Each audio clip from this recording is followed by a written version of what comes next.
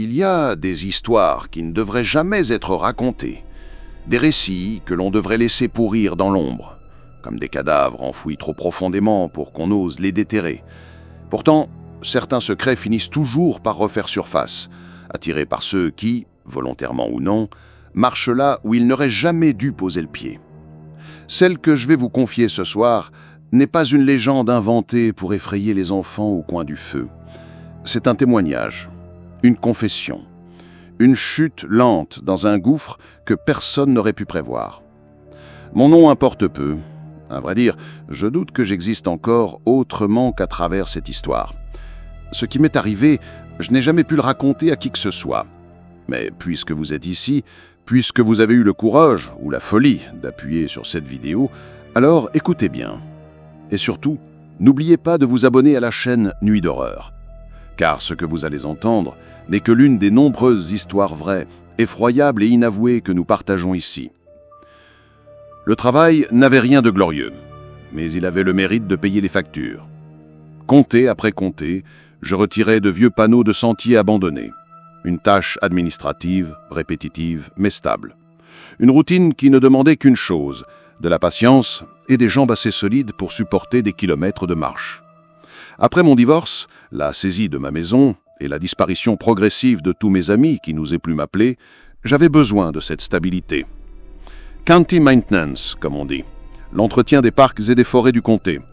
C'était calme, prévisible et surtout loin du vacarme d'une vie en ruine que je n'arrivais plus à affronter. Ma mission semblait simple, prendre le camion, suivre la liste de sentiers indiqués, démonter les anciens panneaux de bois gravés de noms oubliés, noter leur suppression dans le registre et passer au suivant. Rien de compliqué. C'est du moins ce que je croyais. La veille du début de ma tournée, j'étais assis dans un petit diner, le regard perdu dans une tasse de café amer, quand j'ai remarqué un groupe d'hommes âgés assis à une table voisine. Ils parlaient peu, mais leurs yeux ne me lâchaient pas. Des regards lourds, méfiants, comme s'ils savaient quelque chose que je ne savais pas encore. L'un d'eux a fini par lâcher une phrase. « Certains sentiers ne veulent pas être oubliés. » Les autres ont ricané, un rire sans joie, moitié sérieux, moitié moqueur. C'étaient des hommes de petite ville, usés par trop d'années, trop de mauvaises histoires partagées au whisky et aux cartes. Je leur ai répondu d'un hochement de tête poli, celui qu'on réserve quand on est trop fatigué pour discuter. « Ce ne sont que des panneaux, ai-je dit. Juste des arbres. » Ils ne m'ont pas contredit, mais ils n'ont pas détourné leurs yeux non plus. Ils m'ont regardé jusqu'à ce que je repose ma tasse, jusqu'à ce que je paie et sorte dans la fraîcheur du matin. Mon superviseur lui aussi avait eu une drôle d'attitude. Lorsqu'il m'avait donné la feuille de route, il n'avait pas osé me regarder dans les yeux. « Beaucoup de mauvaises histoires là-bas », avait-il simplement murmuré. « Fais attention, tu mets les pieds. » J'avais aussi les épaules. À mes yeux, ce n'était rien de plus que des superstitions locales, des restes de folklore pour effrayer les enfants et occuper les vieillards. Mais j'aurais dû les écouter. Les premiers jours passèrent sans incident. Je marchais des heures entières, retirant les panneaux gravés aux noms érodés par la pluie et le temps. Chaque sentier était plus désert que le précédent. Pas un oiseau, pas un écureuil, pas même le bourdonnement agaçant des mouches au-dessus des cadavres de branches pourrissantes. Rien. Un silence si lourd qu'il vibrait jusque dans mes dents. Chaque panneau que je démontais portait un nom. Certains me rappelaient de vieux avis de disparition affichés dans mon enfance, des voiles pâles sur des flyers collés aux stations de service. D'autres dataient de bien avant mon naissance, des noms chuchotés dans les conversations d'adultes, toujours liés à une histoire tragique. Il m'a semblé étrange, à plusieurs reprises, qu'on donne aux sentiers le nom de personnes disparues, comme si la forêt ne refusait pas de les laisser partir. Étrange aussi que personne jamais ne m'ait expliqué ce détail au moment de me confier le travail. Et ce n'était que le début. Les premiers jours, je me persuadais que tout allait bien. Après tout, mon travail n'était pas compliqué. Marcher, démonter les panneaux, noter leur suppression. Mais au bout d'un moment, j'ai commencé à remarquer des détails qui ne collaient pas. Un matin, je retirai une série de panneaux, notant consciencieusement leur suppression de mon registre. Le soir venu, en repassant par le même chemin, j'ai eu un choc. Certains étaient de nouveau accrochés aux arbres. Les mêmes panneaux, aux mêmes emplacements. fixés dans le bois avec des boulons enfoncés si profondément qu'il aurait été impossible qu'un plaisantin les ait replacés en quelques heures. Je me suis arrêté longtemps devant l'un d'eux, mes doigts effleurant le bois craquelé. J'étais sûr, absolument sûr, de l'avoir démonté le matin même. Pourtant, il était là, bien en place, comme si je n'avais jamais touché à rien. À partir de ce moment-là, tout s'est mis à dérailler. Peu après, je suis tombé sur des empreintes, des traces de pas trop étroites pour être les miennes, dessinées dans la boue au beau milieu du sentier. Elles avançaient droit devant, régulières, puis s'arrêtaient net, au milieu de nulle part. Pas de demi-tour, pas de suite. Juste des empreintes qui disparaissaient dans la terre compacte, comme si la personne s'était volatilisée. J'ai suivi ces marques plusieurs fois, espérant trouver une explication rationnelle. Mais elles ne menaient nulle part. Toujours le même scénario. Des pas qui apparaissent, avancent quelques mètres, puis cessent brutalement, avalés par le sol. Je me suis dit que c'était peut-être des adolescents qui s'amusaient à me faire peur, ou des chasseurs locaux, assez discrets pour que je ne les vois pas. Mais une part de moi commençait à comprendre que non, il y avait autre chose. La radio que je gardais sur moi a été la suivante à me trahir. Au début, ce n'était que du grésillement. Des parasites normaux, pensais-je, à mesure que j'avançais dans des zones reculées. Mais plus j'enfonçais, mais pas dans la forêt, plus ces parasites prenaient forme. Parmi les sifflements et les éclats de bruit blanc, des mots commençaient à apparaître. Des murmures cassés, parfois si faibles que je doutais les avoir entendus. Stop, repars, laisse-les. Toujours court, toujours urgent, comme si une voix désespérée tentait de me prévenir, prisonnière des ondes. Je me suis convaincu que c'était encore des gamins qui trafiquaient la fréquence, ou ces vieux du dîner bien décidés à me faire peur. Mais les voix revenaient, encore et encore, jusqu'à devenir claires, distinctes, et le plus terrifiant, c'est qu'elles semblaient connaître mon itinéraire. Elles prononçaient les noms des sentiers que je n'avais pas encore atteints, des noms inscrits sur mon registre que personne d'autre n'était censé voir. Certains m'étaient inconnus, comme si la forêt me parlait de chemins qui n'existaient pas encore sur ma liste. À ce stade-là, j'ai sérieusement envisagé d'abandonner. J'aurais pu rentrer, perdre l'opportunité d'heures supplémentaires, peut-être me faire engueuler par mon superviseur, mais au moins je serais resté en vie. Sauf que je n'en avais pas les moyens. Mon loyer m'attendait. Les factures s'empilaient. Je n'avais plus de famille pour m'aider, plus d'amis pour m'héberger. Alors je me suis entêté. Je me suis dit, une dernière nuit. Je termine demain et après je ne reviens jamais. J'ai planté ma tente au cœur des bois, bien décidé à finir au plus vite, mais dès que la toile a été refermée, je l'ai su. J'avais fait une erreur. Cette nuit-là, les bois n'ont pas dormi. À peine la lampe éteinte, j'ai entendu les bruits. Pas des pas, pas des animaux non plus. Plutôt des choses qui bougeaient en imitant maladroitement les sons de mon environnement. D'abord, c'était ma radio. Elle grésillait comme d'habitude, mais au lieu de mots, ce furent des sons mécaniques hachés, comme une parodie de son signal. Quelque chose essayait de reproduire le langage des machines sans en comprendre la logique. Puis les branches se sont mises à craquer. Les feuilles se froissaient autour de ma tente, toujours trop près, jamais assez loin. Le cœur battant, j'ai pris ma lampe et j'ai osé ouvrir. Mon faisceau a balayé les troncs. Entre deux arbres, pendant une fraction de seconde, j'ai cru voir une silhouette. Grande, anormalement grande, trop immobile pour être humaine. Mais quand mes yeux se sont adaptés, il n'y avait plus rien. J'ai refermé ma tente en tremblant, convaincu que ce n'était qu'un tronc, une ombre ou un animal affairé. Pourtant, mon instinct hurlait, ce n'était pas un animal. Et c'est là que la radio s'est remise à parler. Mais cette fois-ci, il ne s'agissait pas de simples avertissements. Ce sont des noms. Les noms des sentiers, tous ceux que j'avais encore à traiter. Et d'autres que je ne connaissais pas. Je n'ai pas fermé l'œil toute cette nuit-là.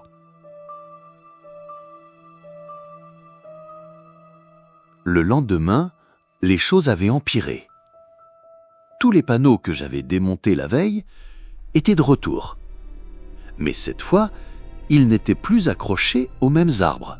Non, ils avaient été réinstallés plus profondément dans la forêt, sur des troncs que je n'avais encore jamais atteints. Certains semblaient même flambant neufs, avec des boulons enfoncés dans l'écorce encore humide de sève, comme si quelqu'un ou quelque chose travaillait la nuit pour étendre les sentiers au fur et à mesure de mon avancée. Je n'ai pas réfléchi longtemps. J'ai plié ma tente, ramassé mes affaires et marché vers l'endroit où j'avais laissé mon camion. Je n'avais qu'une idée en tête, fuir. Abandonner ce maudit travail. Qu'importe les factures, qu'importe la honte. Mais quand j'ai atteint la clairière où mon véhicule m'attendait, j'ai senti mon estomac se tordre. Le camion n'était plus là. À la place, il ne restait que 2 traces de pneus s'enfonçant dans le sous-bois. Elles avançaient quelques mètres, puis s'arrêtaient net. Plus de camion, pas de demi-tour, pas même une branche cassée qui aurait pu indiquer qu'il y était passé plus loin. Mon seul moyen de retour avait disparu.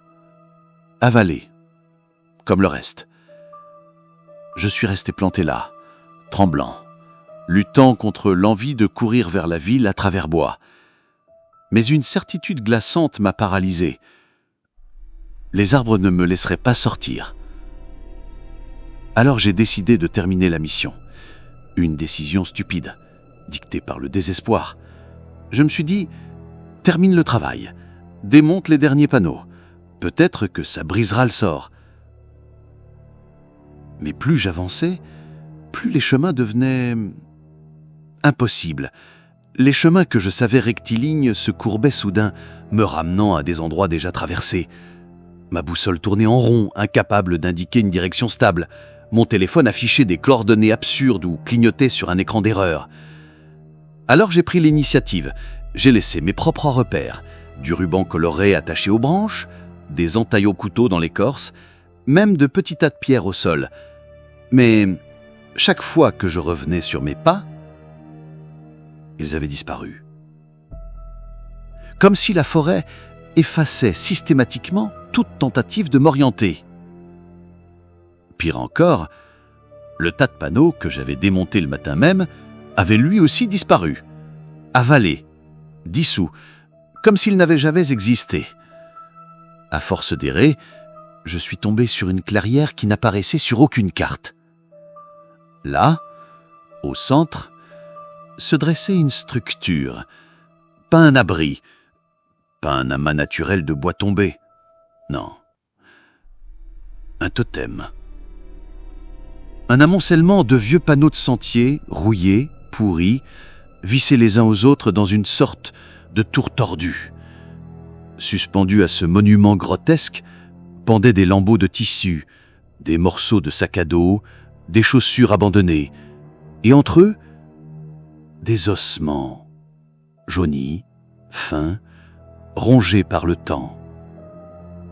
J'ai reconnu certains noms gravés sur les panneaux, des noms que j'avais lus dans mes dossiers, des noms que j'avais vus sur de vieux flyers de disparition. Autour, les troncs des arbres portaient des entailles profondes, des griffures longues et brutales.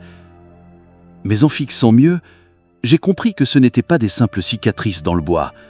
Ces entailles formaient des lettres, des fragments de phrases, comme si la forêt écrivait. Une certitude glaçante s'est imposée à moi. Ce n'était pas une farce. Ce n'étaient pas des hommes qui avaient fait ça. Les sentiers n'étaient pas abandonnés. Ils n'avaient jamais été censés l'être. Et surtout, la forêt n'était pas seulement en train de m'observer. Elle m'attendait. Pris de panique, j'ai pensé à une seule chose. Brûler le totem, le réduire en cendres, briser le cercle infernal. J'ai rassemblé du bois sec, allumé un feu et laissé les flammes lécher les panneaux. Au début, le feu prit bien. Mais très vite, les flammes se teintèrent de bleu et de vert, comme si elles brûlaient une matière qui n'était pas de ce monde. La fumée montant en spirales épaisses, mais au lieu de s'élever vers le ciel, elle resta suspendue, crampant au ras du sol. Et là, les bois se sont réveillés. Le vent se leva d'un coup, tordant les branches jusqu'à ce qu'elles craquent. Le sol s'est mis à trembler sous mes pieds. Dans l'obscurité au-delà de la clairière, j'ai entendu des gémissements, des grincements métalliques, des bruits de bois qui se brisent. Et le totem n'a pas brûlé. Les panneaux noircis et tordus se formaient d'eux-mêmes, s'emboîtant de nouveau, pliant le métal, réassemblant le bois. Les noms se mélangeaient, formant des mots que je ne pouvais pas lire. Puis la structure a commencé à grandir. Des branches se sont séparées de son corps, comme des membres. Le métal rouillé a pris la forme de plaques qui se superposaient en une carapace. Les os se sont soudés dans cette masse difforme. J'ai compris trop tard. Le totem n'était pas un monument, c'était un corps en gestation. Et de ce corps, quelque chose a émergé. Ce que j'ai vu ce soir-là n'avait rien d'humain. La structure de bois, de métal et d'ossements s'était dressée jusqu'à dominer la clairière entière. Peu à peu, elle s'était redressée, ses membres disproportionnés grinçant comme des poutres tordues. Ses os craquaient, ses plaques rouillées claquaient les unes contre les autres, et chaque mouvement semblait résonner dans la forêt comme un écho sinistre. Ses bras, ou ceux qui en tenaient lieu, s'étiraient trop loin, effilés, articulés de travers, couverts de plaques de panneaux gravés. Sur son torse béant, les noms des disparus que j'avais démontés s'entrechoquaient, produisant un bruit métallique, sec et douloureux à entendre. Je n'arrivais pas à savoir où la masse s'arrêtait et où la créature commençait. Elle n'était pas née, elle n'était pas construite, elle était assemblée. Une chimère d'objets, de noms et de restes humains. Elle ne parlait pas. Elle n'avait pas besoin de parler. Le poids de son regard invisible me transperçait, écrasant mes pensées, fouillant derrière mes yeux comme pour arracher des fragments de moi-même. Les branches de la forêt se frottaient les unes contre les autres dans le vent, et leur crissement sec ressemblait à un rire. Un rire sec, creux, dépourvu de toute joie. Je n'ai pas réfléchi, j'ai couru. Mes jambes se sont lancées en avant, ignorant la douleur, ignorant le souffle court qui m'arrachait la poitrine. Mais chaque fois que je croyais atteindre une ouverture, la forêt me ramenait au même endroit. Les chemins se repliaient sur eux-mêmes, les racines jaillissaient de terre, tordues comme des pièges, me forçant à trébucher. Les branches se courbaient pour fermer le passage devant moi, comme si les arbres eux-mêmes refusaient ma fuite. Le jour s'est effondré brutalement. Une seconde, la lumière filtrait encore à travers les feuillages. La seconde, le ciel s'était assombri, avalé par un crépuscule soudain. Les ombres s'allongeaient, me happant dans une nuit sans fin. J'ai hurlé jusqu'à sentir ma gorge se déchirer. Mais mes cris se perdaient dans le vide, étouffés par cette forêt qui se refermait sur moi. Je me suis retrouvé de nouveau face à la clairière. La créature était là, immobile, comme si elle m'attendait. Ses plaques de métal vibraient doucement, comme des battements de cœur étrangers. Je n'avais plus d'armes, plus de feu, plus d'issue. J'ai reculé, mais chaque fois que je croyais atteindre une ouverture, la forêt me ramenait au même endroit. Les chemins se repliaient sur eux-mêmes. Les racines jaillissaient de terre, tordues comme des pièges, me forçant à trébucher. Les branches se courbaient pour fermer le passage devant moi, comme si les arbres eux-mêmes refusaient ma fuite. Elle a avancé, lentement, délibérément. Chaque pas faisait trembler le sol, chaque mouvement grinçait comme un millier de clous que l'on enfonce à l'unisson. Et quand elle s'est arrêtée, à quelques mètres de moi, j'ai senti son souffle, si tant est qu'une chose pareille respire. C'était froid, si froid que mes os semblaient se fissurer sous la morsure glaciale de cet air glacé. Elle n'a pas eu besoin de lever le bras, pas besoin de m'attraper. Il lui suffit de me regarder. Dans ce regard sans yeux, j'ai vu des forêts entières engloutir des hommes et les transformer en chemins. J'ai vu des noms se graver sur des panneaux comme des sentences éternelles. J'ai vu des centaines de silhouettes, disparues depuis des décennies, réarrangées, fondues, dissoutes dans ce cycle monstrueux. Mes pensées se sont brouillées. Mon esprit s'est fendu comme du verre. Le monde a basculé. Le sol s'est mis à pencher, l'air s'est fendu de travers. Tout autour de moi, le bruit s'est transformé en un grésillement sourd, comme une radio mal réglée. Mes propres pensées se sont fragmentées, éclatées en parasites. Puis, ce fut le noir. Un noir compact, étouffant. Et je suis tombé. Je ne sais pas combien de temps. Une seconde, une éternité. Peu importe. Quand mes yeux se sont rouverts, je n'étais plus dans la même forêt. Je me suis réveillé, allongé dans la poussière. Pendant quelques secondes, je n'ai pas bougé, trop hébété pour comprendre où je me trouvais. Mais très vite, j'ai remarqué que le sol sous moi n'était plus le même. Il n'avait plus cette texture humide et sale de la nuit précédente. C'était du gravier. Un sentier entretenu, tout droit sorti d'un manuel d'aménagement du parc.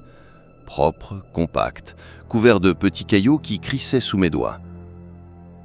J'ai levé la tête. Autour de moi, les arbres n'étaient plus tordus ni morts. Ils se dressaient hauts, vigoureux, couverts de feuilles vertes qui bruissaient doucement dans une brise fraîche. J'ai même entendu des oiseaux chanter. Un bruit normal, presque rassurant après des jours d'un silence anormal. Une vague de soulagement m'a envahi.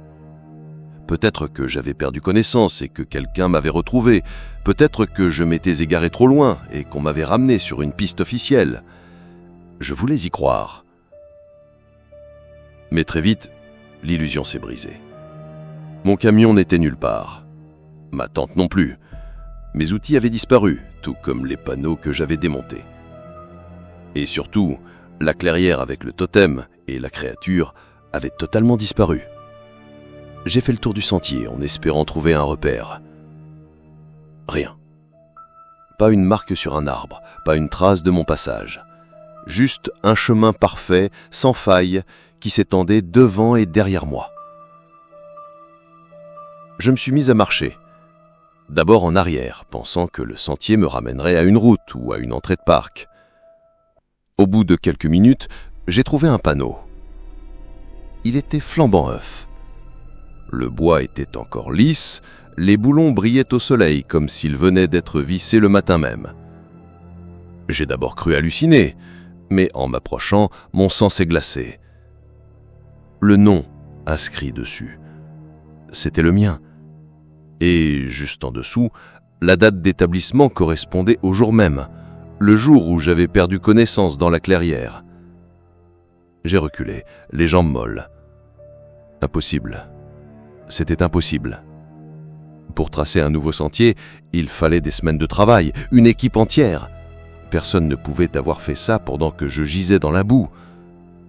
Et pourtant, le panneau était là, parfaitement authentique, identique à tous ceux que j'avais démontés. Même style, même bois, même gravure. Alors j'ai compris. Toutes ces années, je croyais que ces sentiers portaient les noms des disparus en guise de mémorial. Un hommage maladroit, une manière bureaucratique de ne pas oublier. Mais non, je m'étais trompé. Ils n'étaient pas des souvenirs. Ils étaient les disparus. Chaque nouveau nom ne venait pas d'un dossier, mais d'une victime avalée par la forêt. On ne se contentait pas de perdre des gens ici, on les recyclait. Les sentiers naissaient de leur disparition. Ils étaient la trace éternelle de ceux qui n'étaient jamais revenus. Et maintenant, c'était mon tour. J'ai continué à marcher, incapable de rester face à ce panneau. Mon cœur battait trop fort, ma gorge était sèche, mais mes jambes avançaient toutes seules. C'est alors que je les ai vus. Des randonneurs. 3, peut-être 4. Leurs vestes colorées brillaient entre les arbres. Ils riaient, discutaient, insouciants comme s'ils se promenaient sur un sentier ordinaire.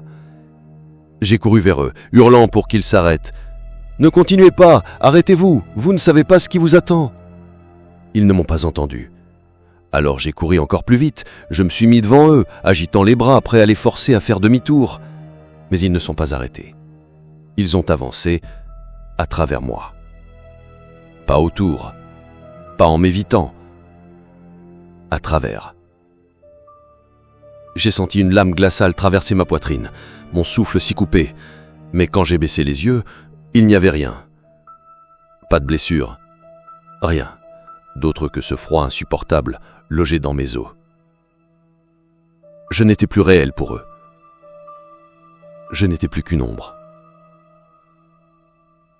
J'ai essayé de sortir du sentier, pensant que quitter le tracé briserait la malédiction.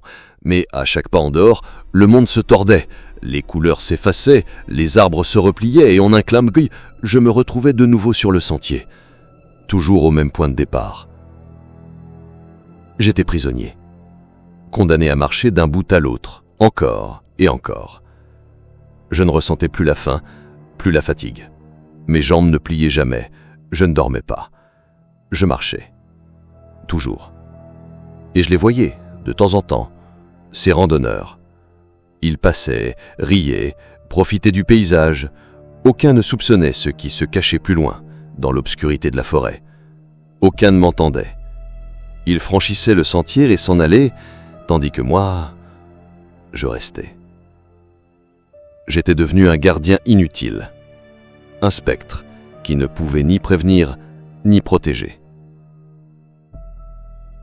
Je n'ai jamais su combien de jours avaient passé. Peut-être des semaines, peut-être des années.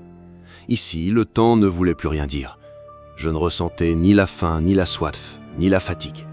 Je marchais simplement, du panneau qui portait mon nom jusqu'au bout du sentier, puis retour, encore et encore. Une boucle éternelle. À force, j'ai commencé à me convaincre que je n'étais plus qu'une ombre, une rémanence d'hommes condamnés à errer.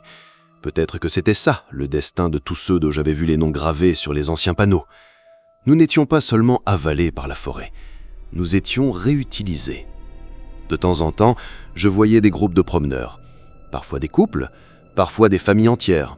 Ils riaient, profitaient du calme, admirant la beauté des arbres. Aucun ne se doutait que le sentier qu'ils foulaient était né d'une disparition. Je criais, je suppliais, mais ils ne m'entendaient pas. Ils passaient à travers moi comme à travers un courant d'air froid, inconscient de mon existence. Et à chaque fois, mon impuissance me rongeait un peu plus. Je voulais me convaincre que j'étais encore utile, que d'une manière ou d'une autre je les protégeais. Mais c'était faux. Je n'étais qu'un spectateur muet. Puis, un jour, il est arrivé. Un homme en veste de maintenance, exactement comme moi autrefois. Il portait le même patch sur l'épaule, le même carnet dans la poche, la même radio grésillante à sa ceinture. Ses gestes trahissaient la même lassitude que j'avais eue. Il s'est arrêté devant le panneau qui portait mon nom.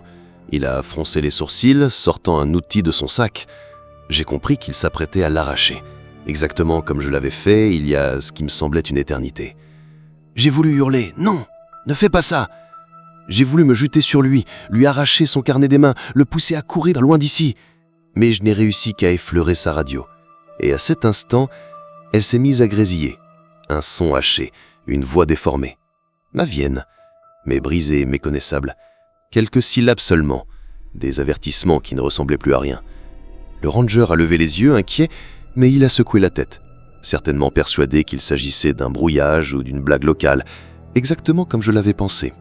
Alors il a pris le panneau et l'a glissé sous son bras, et il a commencé à marcher dans la forêt. Je l'ai suivi, impuissant. Plus il avançait, plus le bois s'assombrissait. La radio grésillait davantage, les branches craquaient. Et dans l'ombre, j'ai vu la chose, la créature faite de panneaux, d'ossements et de métal. Elle marchait lentement entre les troncs, toujours à quelques mètres devant lui, non pas pour le chasser, mais pour le guider. Le ranger ne voyait rien. Il suivait simplement sa mission, inconscient qu'il s'avançait vers sa propre disparition. J'ai voulu détourner les yeux, mais je n'ai pas pu. Je savais ce qui allait arriver. J'avais déjà vu la fin. Il allait disparaître. Un nouveau panneau allait ériger. Un nouveau sentier allait naître. Et moi, je resterais là, coincé dans mon propre piège, témoin impuissant d'un cycle éternel. Ce fut le moment où je compris pleinement la vérité. Les sentiers n'étaient pas créés par des hommes. Ils n'étaient pas construits, planifiés, entretenus par des équipes de maintenance. Ils étaient nourris. Chaque nom ajouté sur un panneau, chaque nouveau chemin tracé dans la forêt était un sacrifice, un corps avalé, une vie transformée en ligne sur une carte. Et moi, comme les autres avant moi, j'étais devenu un maillon de cette mécanique monstrueuse. Je n'étais plus un homme, je n'étais plus une victime, j'étais un sentier. Et tout ce que je pouvais faire, c'était attendre la prochaine âme qui, par malchance ou par devoir, viendrait poser les pieds là où elle n'aurait jamais dû. Alors, si un jour vous marchez dans une forêt, si vous tombez sur un panneau flambant neuf portant le nom de quelqu'un que vous ne connaissez pas, ou pire encore, si vous voyez un sentier gravé de votre propre nom, faites demi-tour. Courez. Et priez que la forêt ne vous ait déjà choisi. Car moi, je vous le jure, il n'y a pas d'échappatoire. Si cette histoire vous a glacé le sang, abonnez-vous dès maintenant à la chaîne Nuit d'Horreur, car ce n'était qu'un témoignage parmi d'autres, et certaines vérités que nous partageons ici sont bien plus terrifiantes encore.